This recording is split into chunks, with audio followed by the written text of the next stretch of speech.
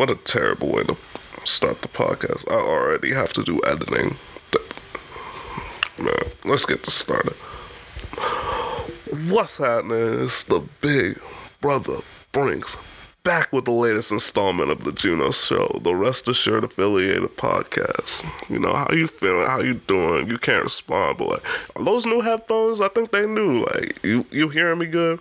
You hearing me alright? I'm about to get a new microphone. So, maybe you and I can team up or something. Okay, just keep watching, and we gonna lock in, alright? Reporting to you live and direct from YouTube. If you're enjoying this, please check the description to interact with the show we got going on. We gonna treat you right this morning till the night, AM to the PM. Business inquiries hit my DM. I know that how corny is this? This is some like assignments. You gotta interact with the show now. Comment if that's corny or not. I'm pretty sure it's corny. Hit my business DMs to let me know. I'm gonna keep it. I know I'm gonna look back on this like when I grow the show out more and say, you used to say that dumb stuff. Yeah, you can tell that I'm trying not to swear until like 15 minutes. I'm gonna push that boundary up to 15 minutes. I'm not saying skip to 15 minutes because you don't gain anything from it. You just get to hear me swear, but that's kind of how I'm operating currently. But yeah, I can't vividly remember when I recorded the previous episode. This is episode 7, by the way. However, I'm pretty sure I'm making good time. It wasn't too big of a gap, at least for recording. I still have to... We gonna get to the production side. You don't have to concern yourself with that. I'm gonna take care of you. We good. We a team here. All you gotta do is watch the show. I'm trying to make this funnel like a layup for you guys. Make it as easy as possible. Real digestible, real... Yeah, you get the joint. Alright. So, on the previous episode, if you've done your knowledge, run your reconnaissance, I told you that we have some segments coming up.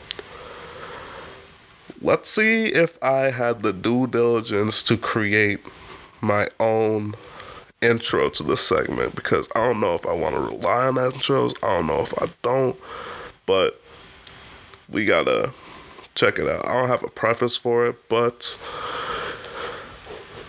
we discussed this in the previous episode. When you only receive praise for your work, it's almost as harmful and detrimental to only receiving negative comments for your work. You know what I mean? You could be heading in the wrong direction. You need a balance. You know what Thanos was after? Balance. You gotta grimace. Fill in the blank. It's not 15 minutes. It has not been 15 minutes yet. Alright. The player haters Polygon. Who does this guy think he is on the chopping block? And he's going to be a recurring member of this, and I know I shouldn't badmouth. It's not really badmouthing. I'm speaking the truth right now. I know I shouldn't really speak negatively to these type of creators, because I know in my industry I'm going to meet a lot and have to network with a lot. And if a clip resurfaces on me hating on him, it's going to be a bad look. But he should take this endearingly. If I had someone such as myself, a real stepper, a real heavy hitter, no one really comes like Juno in his show, the big brother Brinks. Alright, I'm amazing. We're gonna come back to that. We're gonna discuss a lot of that, my amazingness. However, every really cool person from the years of mid-1970 to late 90s had their name, their alias, and the name. It was always the blank, the who, the him. I don't know about that last part, but everyone had a nickname that started with the, and then insert your name. Like, Allen Iverson had the answer. J. Cole was the therapist. I have an issue with thinking of more people who have these names on the spot, but I hope that was enough to get the idea in your head. Let me take a little intermission to think about this. The old dirty bastard? I swore it's all fucked up. You see what you made me did? You see this, you bastard? No. Now I gotta censor that. I don't have any more examples. You don't understand. That was like a 30-second pause. I feel like an idiot, but you get the idea. I thought like an idea would come to me, but if I scream out, the him, like in 30 minutes, you know what I'm referring to. Anyway, yeah, I figured it out. I'm going to be and brace yourself for this, the young adult heartthrob. I know, take it in. It's pretty amazing. Like, my jaw dropped too, but pick your jaw off the floor, because that's weird. People are gonna get the wrong idea. The way that I really thought of this is that I was not a very sought after kid. I wouldn't say I was too unattractive. I was very overweight, so that plays a part in it. But I wasn't hideous, give and take. Well, the point is that I did not get a lot of attention from women. I was not bringing in the numbers that I am bringing in right now, or at least should be bringing in right now. However, I was pretty cute. After, I want to say late high school, early college, I start really filling out. I start getting this attention from all these girls. It was just oh wow, I'm like a little Afro billionaire. I'm an Afro boy. Another nickname, whatever. I was a late bloomer, so to speak. So it's I'm a young adult now. I'm not no teenage heartthrob. I'm a young adult heartthrob. And that is self-proclaimed, I know, but who else but me to give me a nickname? Because I don't have friends, and the friends I do have aren't crazy with giving nicknames. Me, I would be giving a person a nickname a day. Get me started. If only I can extend this ramble out to 15 minutes so I can just say, this person, because we are talking about the player haters Polygon. He's on the chopping block. I do not. I think the vast majority of the people that I hate on is for, over-exaggerated of comedic purposes. However, this person, I think I might actually have an issue with them. I know I shouldn't. I know it doesn't matter, but he is doing too much. Corday. This could be anyone. He just has a first name. Red flag. Corday's punk ass really sucks at rapping. He's not very good. And it's too bad because he's only gotten worse. I guess passage of time takes away from hip-hop for whatever reason. They're not playing off of experience. Maybe he's sitting on different songs with other people, but Corday, kind of a loser. He's also a fucking snake, and I follow him on Twitter. Once he says some dumb shit, it's on. I'ma block him. But for now, I just comment snakes under his posts because he's a snake. I have a really, really big issue with envy. However, it's only an issue because from the outside looking in, it's a bad look. But why are you so preachy about owning your own success when you left your own to get that success? J. Cole, I'm not going to say he's one of the best rappers alive, but when he got on, he put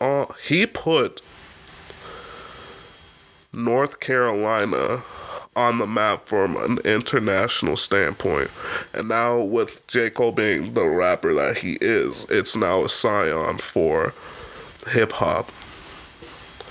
I don't know. Like, you can be the judge, but he brought everyone with him.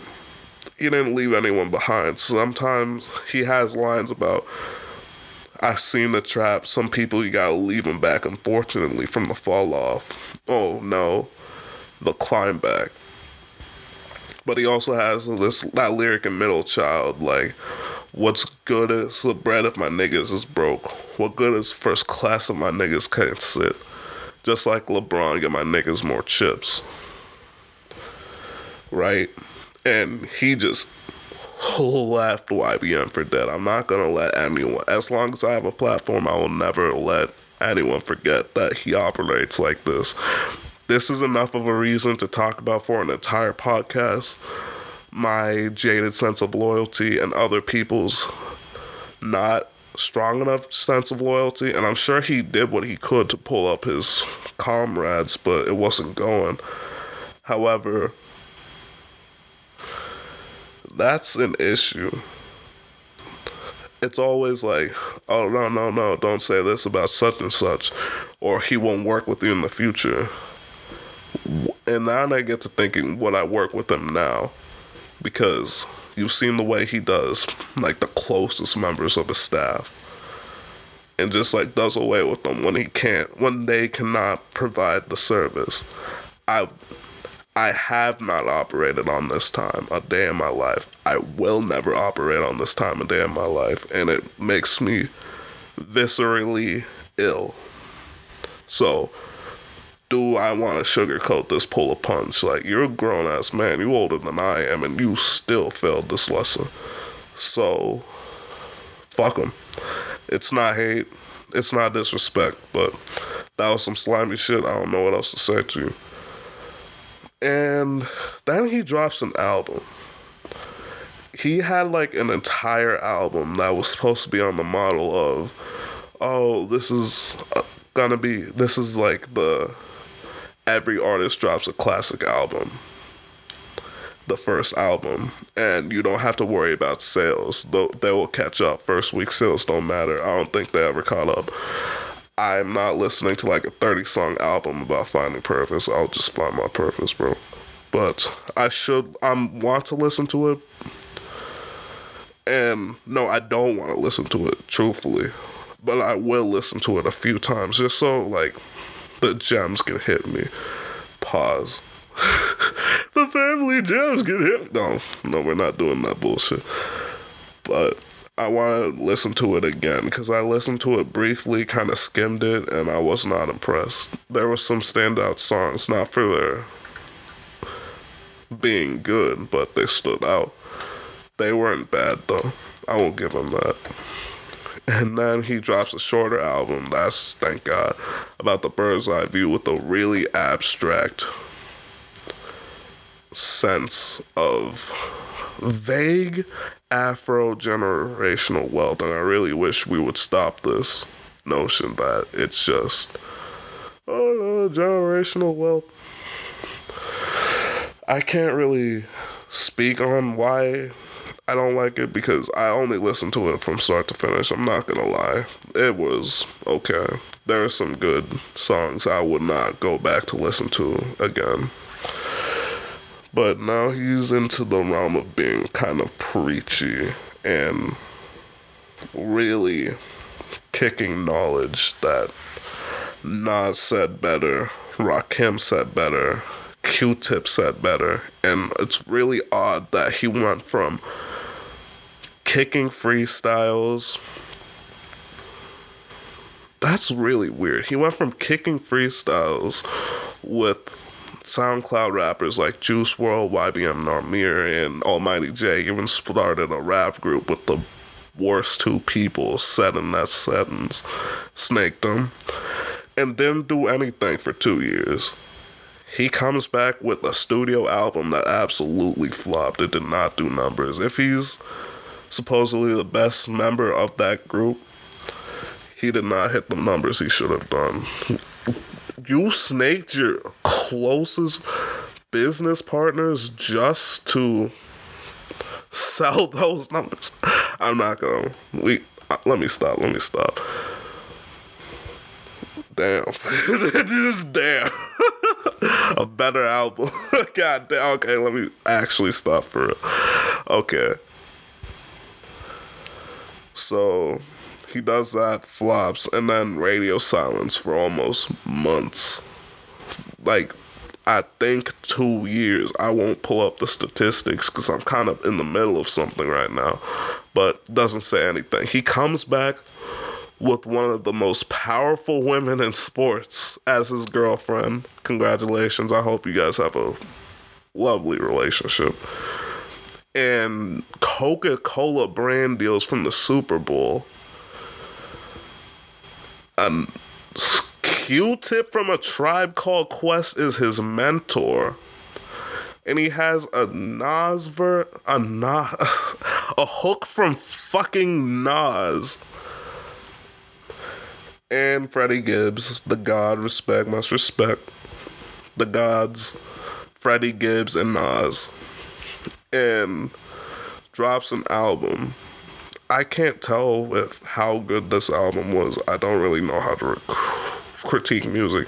And I know I shouldn't talk a lot of shit and just double back and say, I don't know, because it makes me feel incompetent and undecisive. But, nigga, I don't know. It's past 15 minutes. I can swear, fuck you. I don't know. What do you want me to say, nigga? And yeah, that's kind of the lowdown. It's not good, but he keeps on dropping like freestyles, tracks after track, saying he's the best rapper under whatever age he is, and he's not. Got his fucking dick knocked off, cock and balls by Russ. Holy shit! You look at Corday and Russ in the best 30-year-old rapper under 30-year-old conversation, and it's not even close, truthfully. I'm not going to dive into that deeper. You can do your own research, but holy shit. Not looking at sales, I did not like the album. I did not hate it, but I didn't come back to listen to it. He got a whole... Oh man, the track list. This doesn't really serve anything because I didn't really say anything besides he's a snake and don't snake your homies. I didn't think I'd have to spell it out for y'all, but god damn, do I really have to watch my back that hard in this industry? So that's an issue. And also, I'm not gonna say that. I don't want to make him feel small.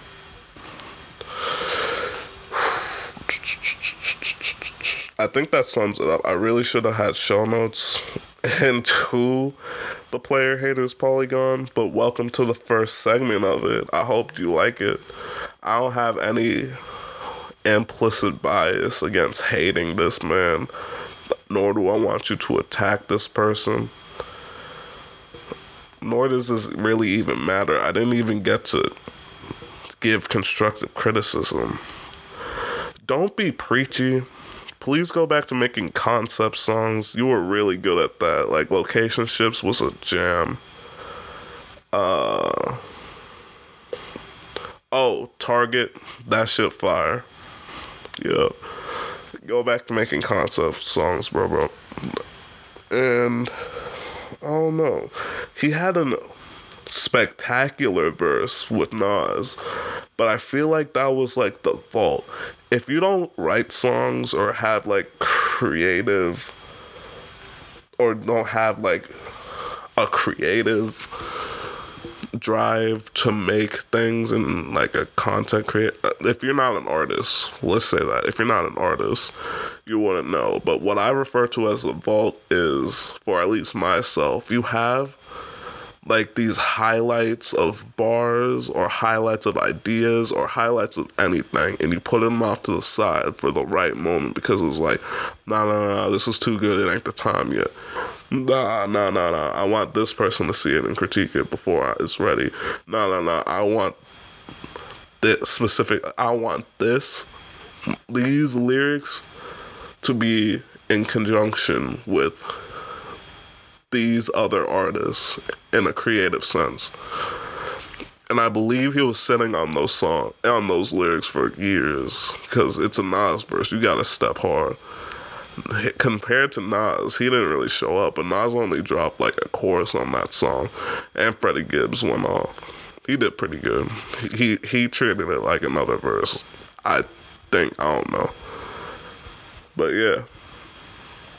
Take the good with the bad. Don't snake people. I don't respect anything you say after how you treated your homies. And go stream from a bird's eye view. Fuck, someone has to. Next, we have the grand opening of something I don't want to do, but I guess I have to say, oh man, I really don't want to fucking do this, but we have the grand opening of, I don't think I'm going to do this. The grand opening of Brink's Truck Hijack, pending, because this might not happen. This will consist of vague videos around the general idea of music. A lot of album reviews, a lot of reviews, a lot of just like comedic teardowns about different artists or hip-hop events, different ways that we can, I don't know, advice. It will be a lot of stuff, just like vaguely around the idea of music and entrepreneurship in the music industry, but with a lot of production value. I'm telling you, like, the links I'm about to go with these edits in After Effects is gonna be ridiculous. This is why I don't want to do this shit. Why I need to do this shit is because you can't just have a podcast. I don't think a lot of podcasters realize this. You need some other... It's a great thing to have a podcast, especially as a content creator and just like a person. It's fun. It's good for the soul. You get better at talking. The works. However, when you only have a podcast, your viewers are kind of just strong-armed into listening to this podcast. And you might think that discovery as a content creator in 2022 is difficult or always has been difficult, but hell has no fury like being a podcast. The discovery side of which you need to say some crazy shit and blow off a clip, probably on TikTok or Twitter. You need to like rhyme other creators, pause, and you really need to show out with either the set or what I'm doing, and you have to have like, this is something that no other podcast really works on. You have to have an ironclad work ethic, a lot of dedication, an unquestioned mouthpiece, and a master class in networking. With those, whatever amount of things I listed, you will succeed. You'll probably blow up. And if your podcast fits a niche that is really lacking in the podcast industry, you got it in spades. You're about to make like a lot of deals. And now these entrepreneurs are willing to put a lot of money behind these brands. So it's a great time to be in this space. However, a lot of you really suck at what you do. I'm not going to lie. And if you're saying, not me, and you make a podcast, I'm talking directly to you. You need to be better. We demand more. I demand more. I want to see you in the best position that you can get to. And do you want to say, I couldn't get to that because I couldn't put in the fucking work? I've already discussed this. Like, my work ethic will be hailed up in the rafters. Mark Cuban didn't work as hard as I did at this age, but he had more unfair advantages to play to, and I feel like that's why I'm stagnant. Possibly why. You gotta do better. I have to do better. I'm not where I want to be. I have to improve. So this is like a call to action to like work hard. A lot of people are just like in the door already, so I don't really care what type of service they provide, but I understand how easy it is to get replaced if Corday didn't lay it down brick by brick of how easy it is, let me introduce you to being a black man in America. Surprise, I can say nigga, no face reveal yet. I really want to do one. We gonna come back to that. It's so easy to be replaced, especially in the business and corporate world. That's probably why I have so many different things that I do on a day-to-day basis. But fuck all that though. It's hard-headed. The stubborn gotta feel it to believe it. But once their face hit the cement, they nod in agreement. Whatever Nate Dogg said. I wish the best for you. However, I've been trying to do what I can to improve in the networking sense. However, I don't know if I should discuss how I'm improving. Because y'all might take it, the sauce, and run off with it. But it's not really something that you just pick up. It's something that you work your way into. And it was an unfair advantage that I played into. Please research fair and unfair advantages. Because if you're not running your reconnaissance or following up, why are you listening to a podcast? There's a lot of source material that can't just place off on the side of the screen. You know what I mean? And it's not as comedic as I want it to be, this podcast, but I'm not a comedian. I am a businessman. All those corny lines that Jay-Z said, I really do this. And I'm not going to sit here and contemplate, oh, this wasn't funny enough, this wasn't, no, I'm trying to sell you a product, and please refer to the description to purchase these t-shirts. Or don't. Because if you like this show and you do not, I won't do this show. I'm not to hold you for ransom, but if I can't keep the lights on, I'm not going to keep on doing the show. So I improved and I got a new connection. This should be... Have I not messed this up? This could pave the way for the rest of my life. This could be my big break, so to speak. So it just means that I can't slow down. I gotta press down the brakes. I gotta stomp on the gas twice as hard and really show them what time it is. I really need to show out in this event that I'm going to. In this certain event. I'm not going to disclose any of her information, but I have recently come across a contact that will put me into a winning position. Fingers crossed, which is another reason why I need this second channel, so they get to see, okay, Rest Assured is for the kids. This is gonna be like the expression for the kids. But no, I don't like children. And speaking of, there were a lot of show notes that I wasn't able to get to during the 7th episode, or the previous episode rather. So we're kind of just gonna run through them just to make sure that we got everything. Some of them might be repeats, but if they were, you probably didn't listen to them. You know what I mean? Alright, so rest assured, I keep on talking to you about buy a t-shirt, follow up, run your reconnaissance, do your homework, but I never really break down what it is that we do at Rest Assured Retail as a company. So to break it down, after a 2-week period of non-stop work in January, I'm telling you, I would roll out of bed, walk to my computer, create the website,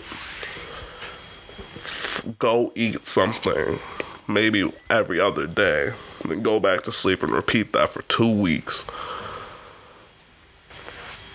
I kind of got burnt out.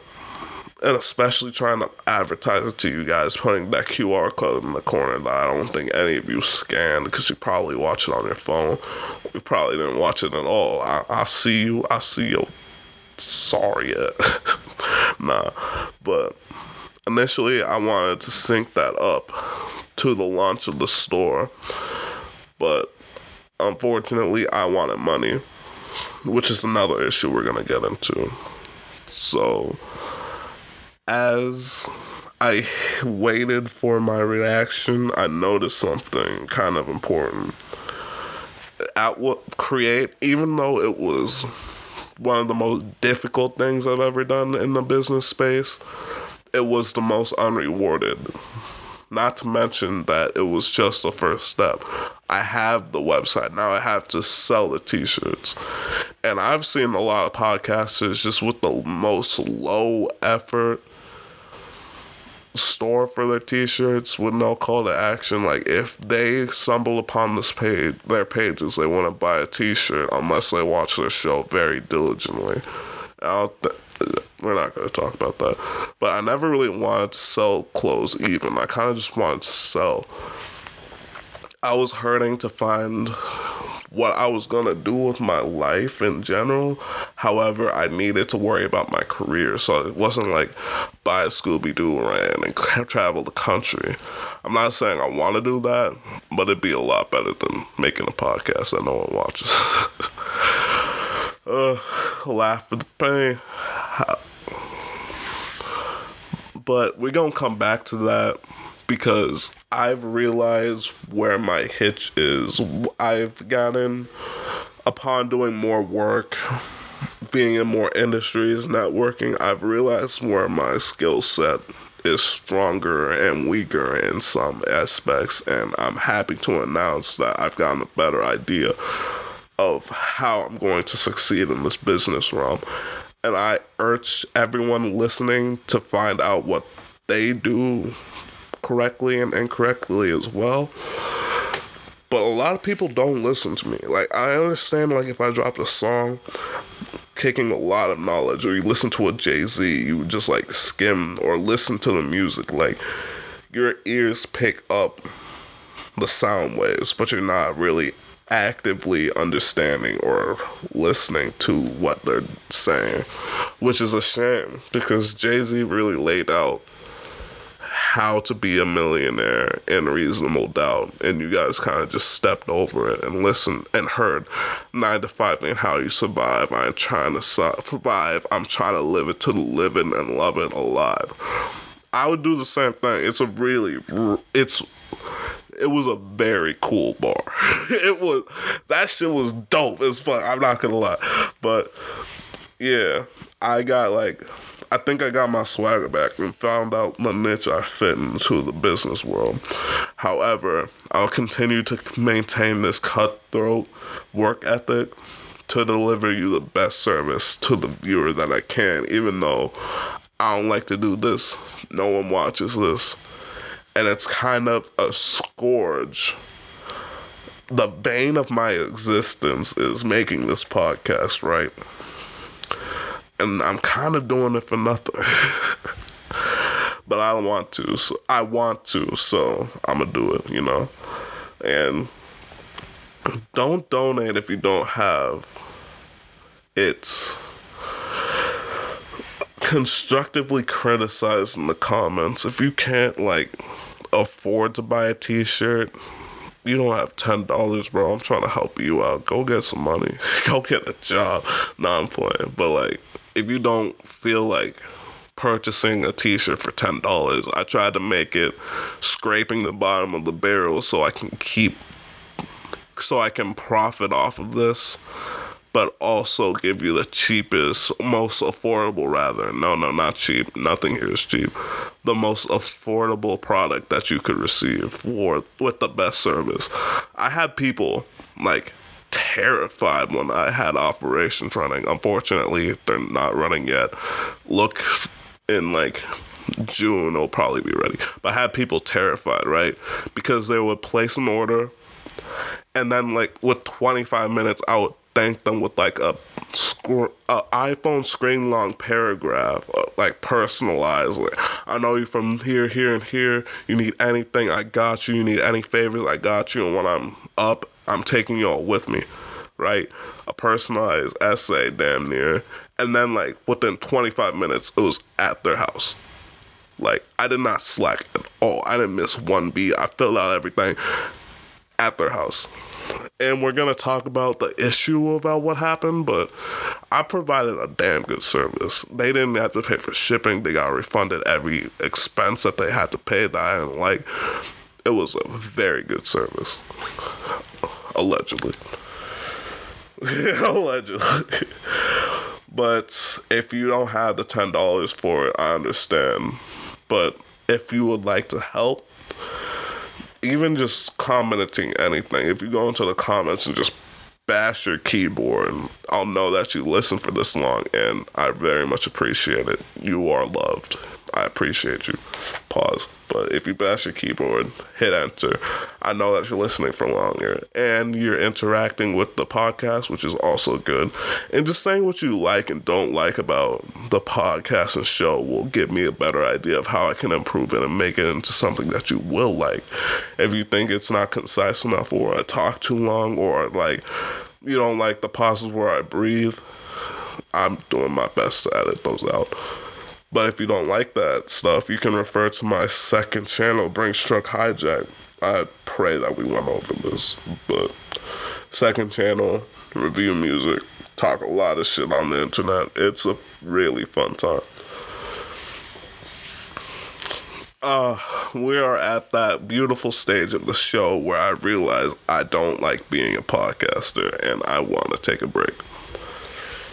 So I'm gonna take that break. I don't know. Get off me.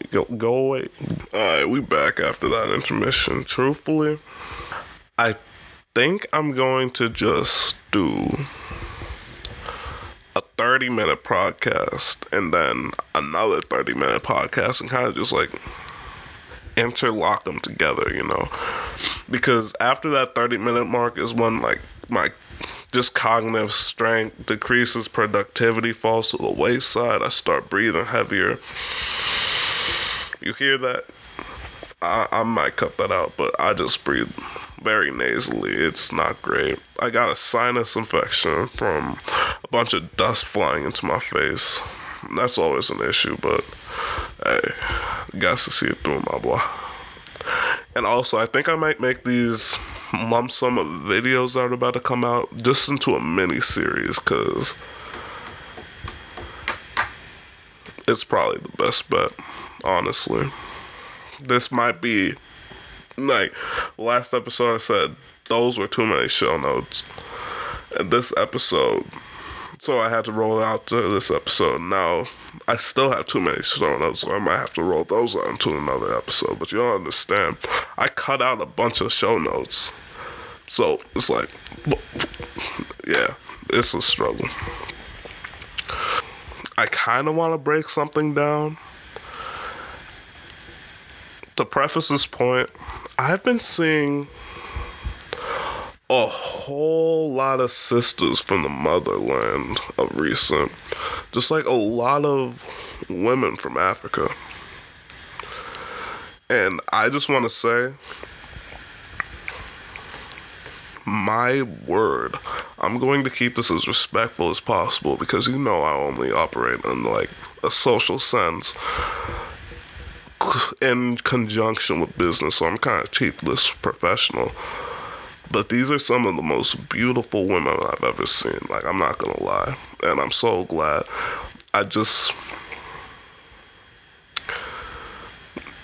Oh my, I can't say much more, but they're wonderful people, and I've been seeing so much more African women of recent, specifically women, which is kind of odd. But I have no complaint. Ain't no complaints. Oh man. But I kind of gotta step up and say,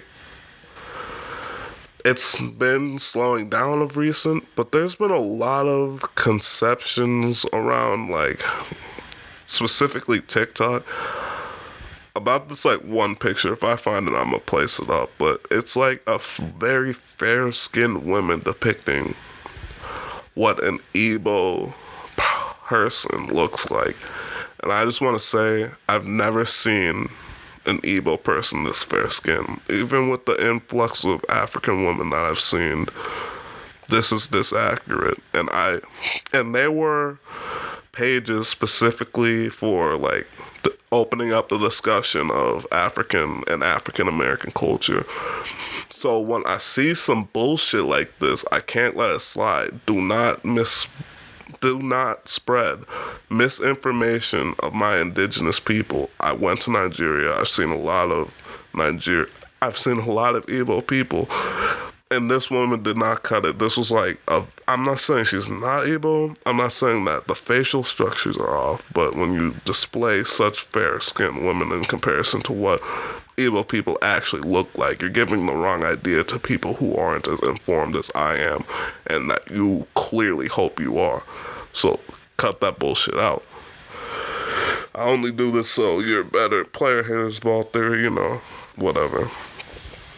If I can find the picture, I'll put it on screen. If I can find the person, I won't. So it's not like me going out of my way to demonize and bash this person. He was just misinformed.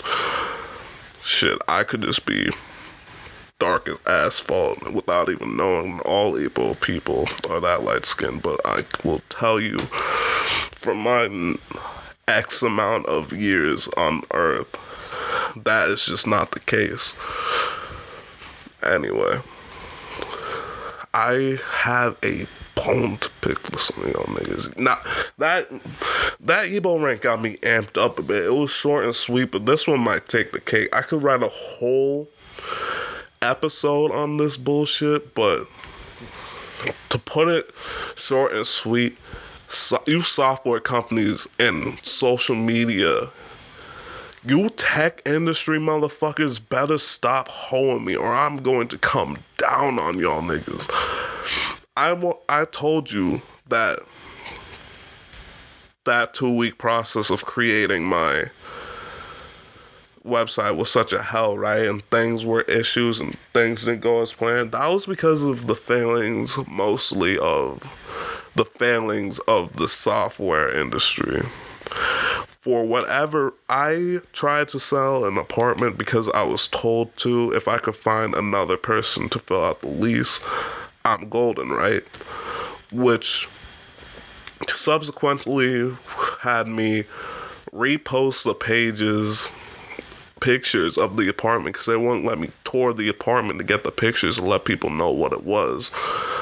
So I took their pictures and whatever guidelines I double-crossed just didn't correspond with what they wanted. I get banned or soft banned.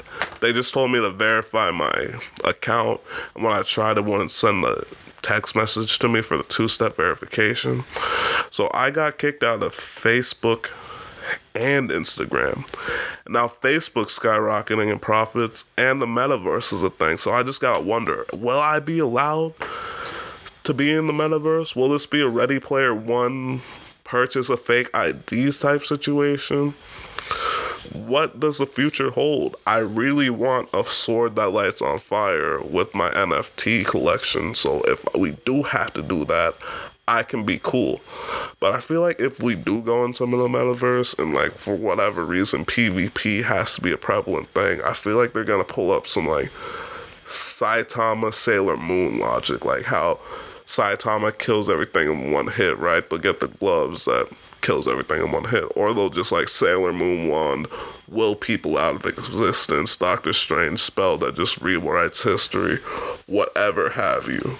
So I don't really think a flaming sword will do anything, but it's cool as hell. So whatever. And I'm calling shots like the Empire. Instagram fucked me over, Facebook fucked me over, but what really took the cake was PayPal. Elon Musk created PayPal and strong-armed the entire world to use this service. Like, you can't really operate in a financial transaction without PayPal because it's like the name brand safest option for payments. However, I'm banned. I don't know why I'm banned. Why won't you let me use PayPal? I didn't do anything to y'all niggas. And now I can't have people pay with PayPal, which gives a bad look on my company because everyone and their mama wants to use PayPal. So now I'm put into a bad situation, which is fucking ridiculous because I didn't do anything. And it would be a thing like, you can't use PayPal. But like the few sales I got when Rest Assured was active were through PayPal. And they showed out. They bought multiple shirts, expedited shipping, blah, blah, blah, all that good stuff, and through PayPal. And PayPal held the transactions. I didn't see that money that they paid me. If you're watching this, I'm sorry. I didn't get to accept the payments. I don't know if you got your money back. I don't know if they took it, but I don't have it. So we both got fucked over. I'm sorry you had to pay for it, but I didn't have the money to get back to you. I put everything into the store and it didn't fucking work out because these software industries will be the death of me. And I know I'm calling out some really big fish in the beginning but I'm just stating my experience. Your softwares don't work for me. I'm not saying they're bad or they don't work for other people, but they didn't correspond with what I wanted to do, which wasn't a difficult process even. It's literally a layup and they failed. So that's unfortunate, but whatever. I really struggle with something, to get real with y'all. I won't really get into details because I'm not really trying to talk to this. Y'all ain't trying to hear it and y'all ain't therapists, but I wonder what type of effect this paper chase is having on my life. Is it shortening my lifespan? Do I really need all this money? Should a person be operating on this level? Just all these questions makes me wonder if it's all worth it. And I wonder if I should have been tasked to figure out something, but if I didn't figure something out or have the financial freedom to figure it out, I might have gotten strong-armed into falling into the funnel of whatever rat race revolves around me working at McDonald's until I'm old and gray. But it's like, some jobs will hire anyone. Like, anyone can work there for as long as they want, no questions asked. McDonald's being one of them. And they were trying to groom me. Groom is crazy. But they were gearing up to have me be one of those people who work at McDonald's from, like, a young age, high school to college age until retirement, which on the McDonald's paychecks. I guess they have benefits depending on where you were. Mine had benefits, but they would have had me work there until I was like 60, 70. And I'm going to be very honest with you now. I will do whatever it takes to retire by 30. So that just didn't really correspond with what I wanted to do. But that retire by 30 model is not really anything anyone talks about, even though they should have that planned out. And it's such a daunting goal that it seems like me versus the world, but I just get so happy because I hit a new milestone. I find out what I'm doing wrong and what I'm doing right. I improve on myself. I do what I have to do to get around certain obstacles while maintaining my morals. I'm like Corday's punk ass. And that really helps. That really just like lights the fire into me to make me want to do better. And it's just looking like the world might just lose and I might come through retiring at 30, hitting all my goals and being able to properly raise children to issue the new era of my family, my clan. I really hate that the Ku Klux Klan ruined KKK. I don't know what I can say about them without getting like in trouble from YouTube, but I really hate that they ruined the word Klan. But yeah, my family's stepping. I hope my family will be stepping in like a surplus amount of years. But this could be I'm looking at my show notes right now, and this could be on almost an entire episode, but we're going to try and get into this all within 10 minutes. I don't know if I can, but let me try. And I'm really going to show the age of these show notes right now, so... Alright, let's go. The Spider-Man trilogy fucking sucks dick. It sucks dick. I am appalled that Spider-Man was the worst part of 5 major movie appearances. And it's Spider-Man. That's the layup. That is the self-insert. Spider-Man has the best character and characteristics, aspects, and attributes. And, like, he has attributes that could be described as the best in the industry of writing and content creation, hands down. But Marvel fucks it up. Like, he is like the number one coolest youth superhero, has one of the coolest power sets, the most marketable. He has some of the best villains in writing. Blase blah. Like, it's just such an influence, such a scion, such an amazing character, and Marvel fucks it up time and time again. And it's not Marvel's ill intentions to, like, scam you all for their money. It is now, but we gonna get into that.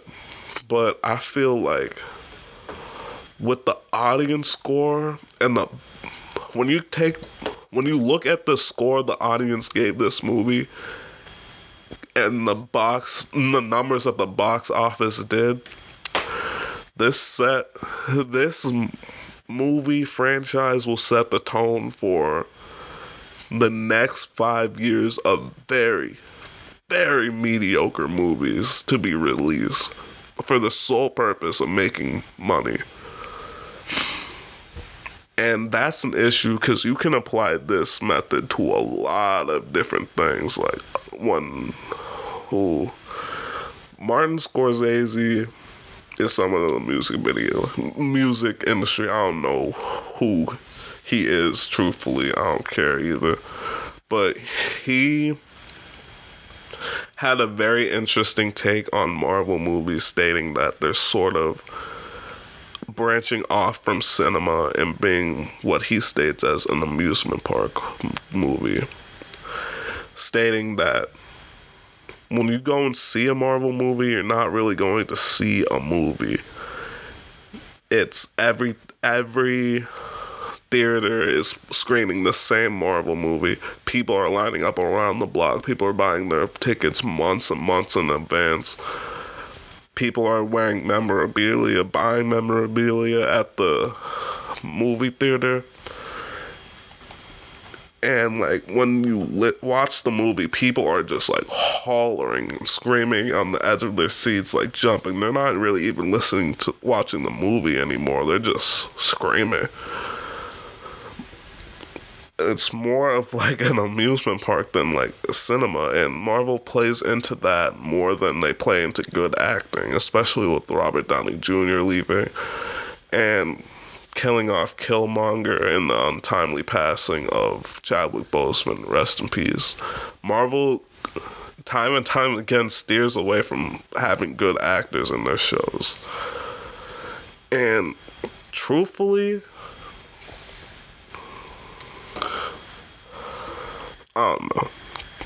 Truthfully, it's truthful. Truth.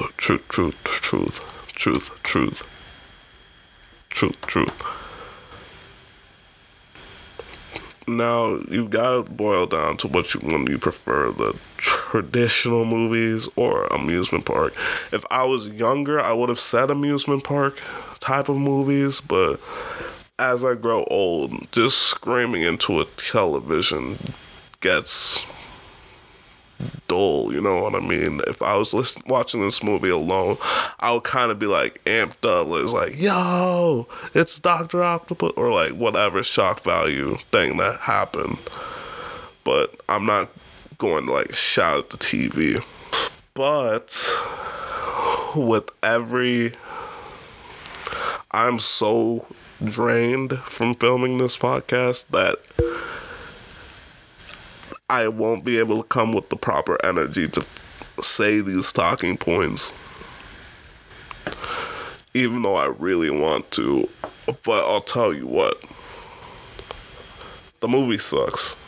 I'll give it like 7 out of 10, and I feel like we should demand more out of a company of Marvel and Disney working in conjunction.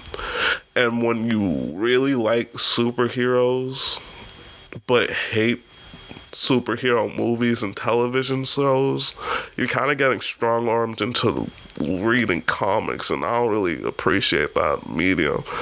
And books are cool. They get to go into more detail of the characters, which is an issue that plagues these other mediums.